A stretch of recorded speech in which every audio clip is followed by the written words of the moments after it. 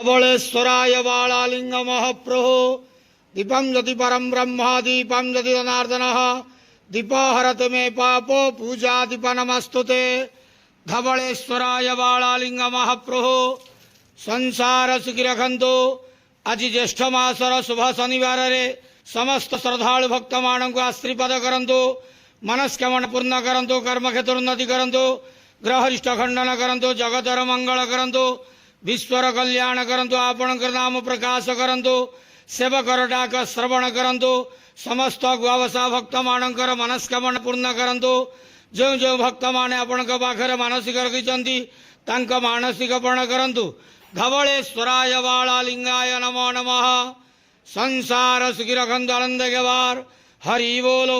आज ज्येष्ठ मासर शुभ शनिवार रे समस्त श्रद्धालु भक्त मान को आशीर्वाद करंतु आनंद के बार हरि बोलो। बाबा धवलेश्वराय बालालिंगाय नमो नमः।